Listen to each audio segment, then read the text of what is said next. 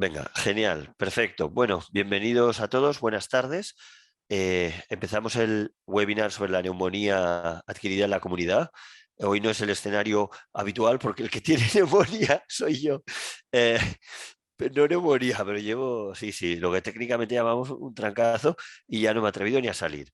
Así que, pero como queremos ser fieles a nuestra cita, porque en Medicare estamos súper comprometidos con la formación, pues hemos dicho, adelante, no podemos interrumpir esto una semana más. Así que vamos a ver la neumonía adquirida en la comunidad, rápido como nuestra metodología recomienda, y, y empezamos con el tema. Bien, esperadme que no me gusta que quede esto por aquí.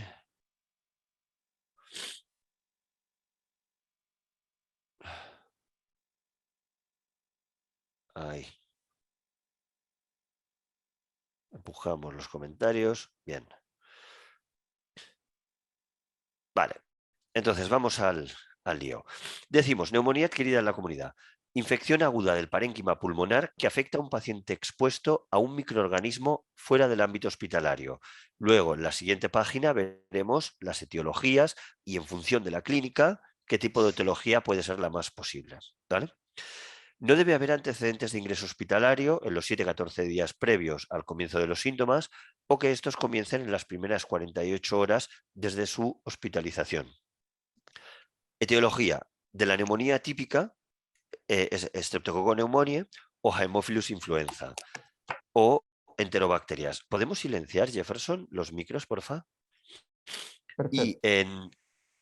Vale, gracias. Y de la neumonía atípica, pues Mycobacterium pneumoniae, clamidia sin especificar, Legionella y Coxiella burnetii, así como infecciones víricas. Bien, ¿por qué le decimos típica y atípica? Pues porque es típica, porque es la clínica más habitual y la típica, la que rompe los esquemas habituales de la neumonía. ¿Qué clínica tiene la neumonía típica?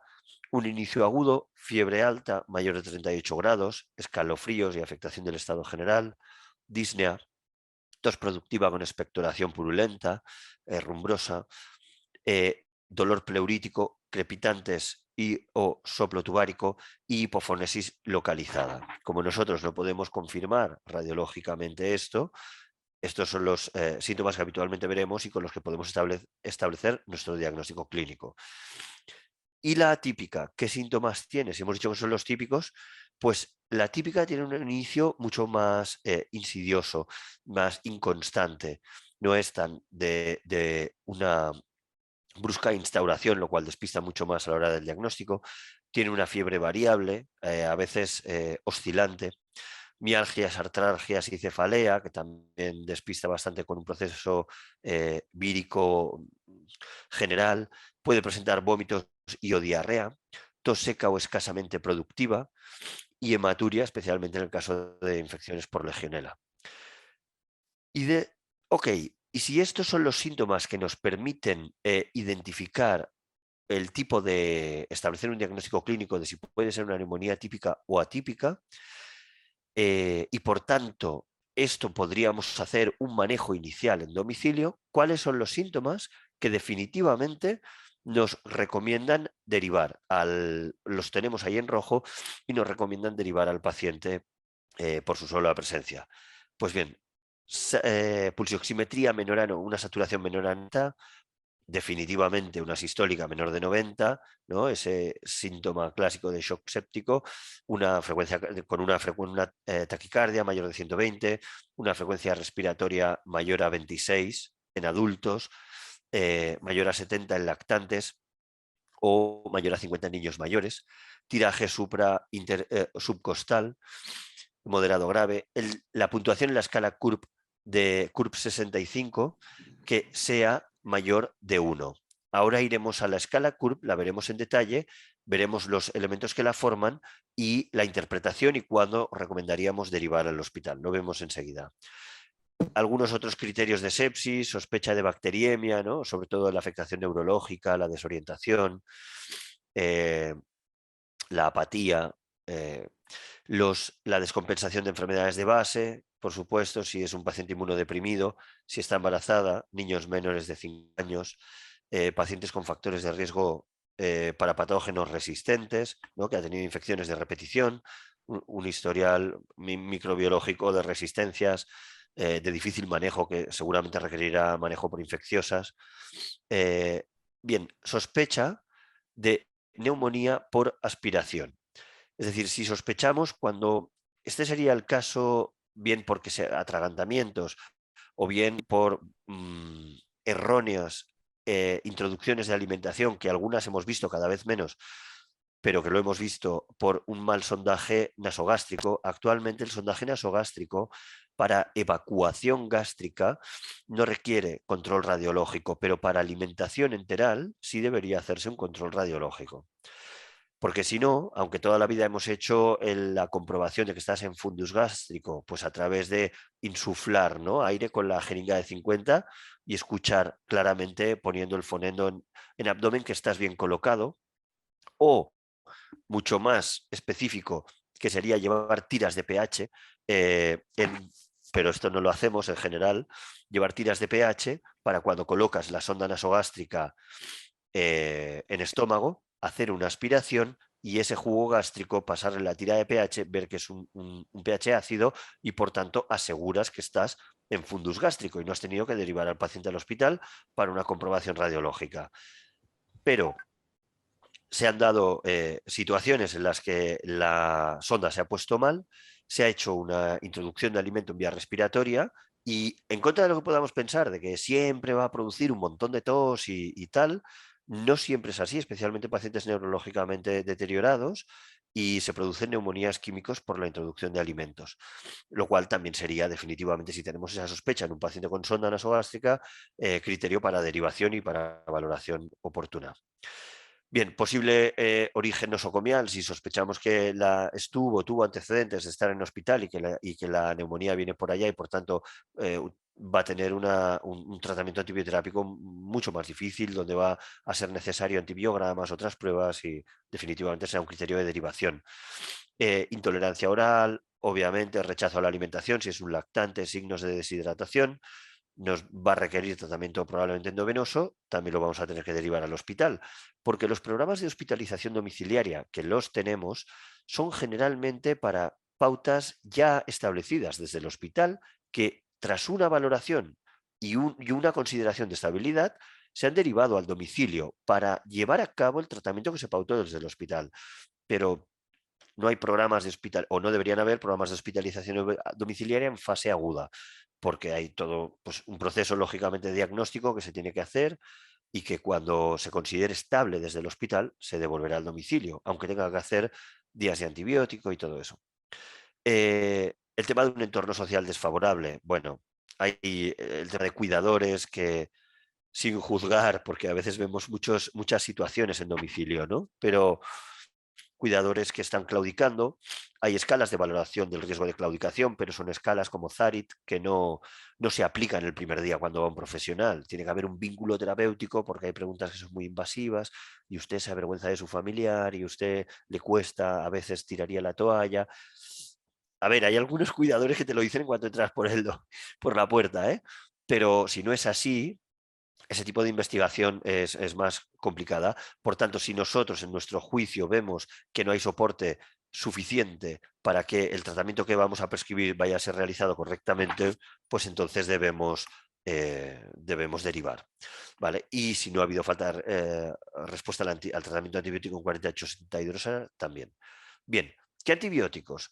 Pues en primera línea, en general, nosotros fieles a las guías, después hablamos de lo que se hace, pero fieles a las guías, amoxiclavulánico 875-125 cada 12 horas durante 7 días. También hemos visto la pauta de 1 gramo, pero según guías de amoxi y clavulánico serían 875-125. Si es niño, pues solo amoxi de 50 a 100 miligramos por kilo y día cada 8 horas, también durante 7 días. Si es alérgico a betalactámicos, perdón, pues nos vamos a quinolona, a cefalosporinas, perdón, y vamos a cefditoreno o cefuroxima, ceftriaxona para adultos, 400 miligramos cada 12 horas, también 7 días, cefuroxima, 30 miligramos por kilo por día, cada 12 horas, también 7 días. Y si tampoco consideráramos adecuadas las cefalosporinas, pues entonces pasaríamos a una quinolona, levofloxacino, moxifloxacino u otros de la familia. 500 miligramos por día, cada 7 días. En urgencias de hospital, ¿qué se hace? Pues principalmente se va directamente a las quinolonas, ¿no? Pero bueno, atendiendo a los protocolos de prevención de las resistencias antibióticas, no es lo mejor ir a antibióticos de tercera línea, digámoslo así, ya de entrada, ¿no? Porque si no, finalmente, cuando falle el levofloxacino, ¿qué haremos? Pero bueno, esto es lo que se le viene haciendo. Si la neumonía es atípica, ¿no? Ya no la consideramos tan relacionada con streptococos, con Haemophilus influenza o enterobacterias, entonces ya vamos con acitromicina 500 miligramos al día, 5 días, ya no es 3 sino 5, y si es infantil, 10 miligramos por kilo y día, con un máximo de 500 miligramos por día durante 3 días, porque también hay niños pues de alto peso, ¿no? Y si no consideráramos la citromicina adecuada, pues entonces pasaríamos la neumonía típica a la claritromicina, también 500 miligramos cada 12 horas 7 días. Todo esto es oral, como podéis ver, o 15 miligramos por kilo y día cada 12 horas durante 7 días si si es niño. Entonces, todo esto es oral y por tanto lo que nosotros haríamos, perdón que oculto esto, lo que nosotros haríamos sería revalorar al paciente en 24 horas. Si la evolución es favorable, dejaremos instrucciones de que siga realizando el tratamiento al final, y si no es favorable, nos observa mejora, pues definitivamente le dejaremos instrucciones de que llame otra vez a su teléfono de urgencias para ir a un centro a valorarse. Si tenía alguno de los síntomas de alarma, definitivamente ya haremos una derivación hospitalaria para no perder más tiempo de un cuadro que se puede complicar eh, rápidamente. Bien, el tema aquí tenéis una tabla sobre las posibles etiologías en función de la clínica. Podéis darle una ojeada con calma, ya os vais a poder descargar la ficha y veis diferentes, ¿no? Si es EPOC tabaquismo, streptococo, Haemophilus influenza, bueno, en fin, dadle un vistazo a la lista. Me interesa más detenernos un momento en la escala de CURB 65, que sí hemos tratado de editarla de una manera que sea visualmente atractiva. CURB 65 podemos valorar de los 4 o 5 parámetros, 4, porque la urea plasmática, pues a menos que tengamos no sé, un resultado de una analítica que haya salido y se ha salido de un hospital, nos diría que es nosocomial, pero supongamos que el médico de cabecera tiene, que tampoco tendrá una urea plasmática probablemente. Si lo tuviéramos, genial. Si no, pues sumaremos el resto de puntuaciones en domicilio.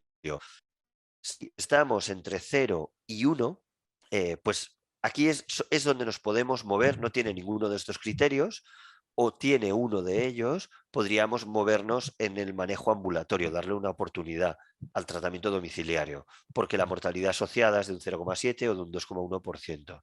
Es baja.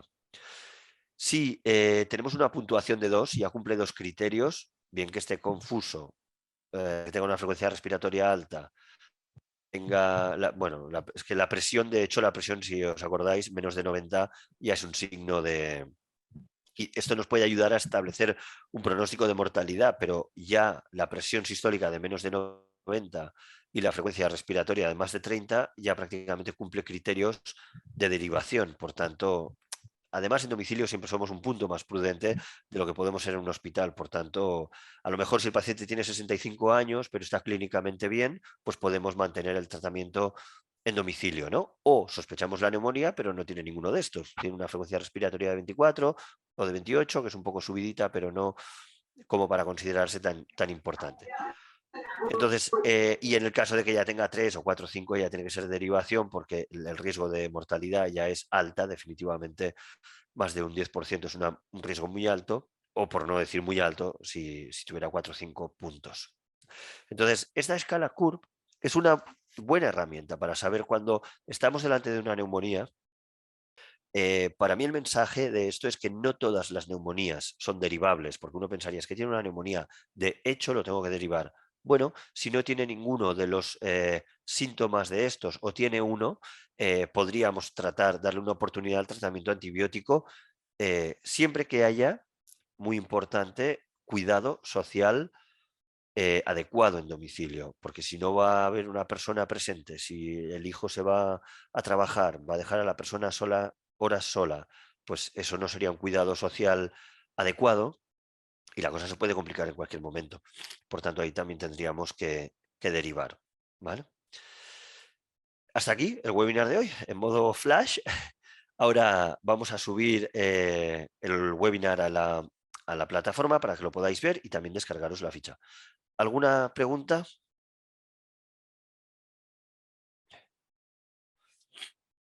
¿No? ¿Todo claro?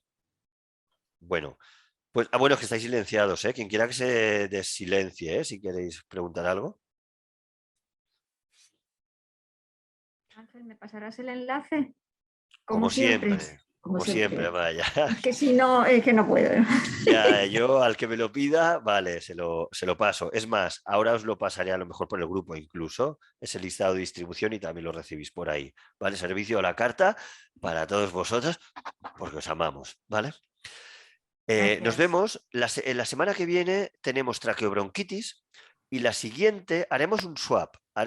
Y pondremos uno de otorrino, la faringoamigdalitis bacteriana, porque alguno de vosotros vimos las sobreinfecciones faríngeas virales de vías respiratorias superiores y me dijo, oye, ¿y la diferencia con las bacterianas? Bueno, pues haremos, para eso estamos, para cambiar las cosas como nos dé la gana. Si hay una duda, así que veremos la escala de Mac-Isaac, que es muy interesante, de cómo ponerle un criterio más objetivo a esa diferencia entre probable, que no siempre las placas de pus o lo que sea que uno puede pensar es el criterio cardinal para establecer esa diferencia. Entonces veremos escalas objetivas que nos pueden ayudar a establecer esa diferencia. Entonces, semana siguiente traqueobronquitis, semana siguiente faringoamigdalitis bacteriana. ¿De acuerdo? Muy bien. Gracias por todo. Estamos en Gracias. contacto. Hasta luego. Adiós.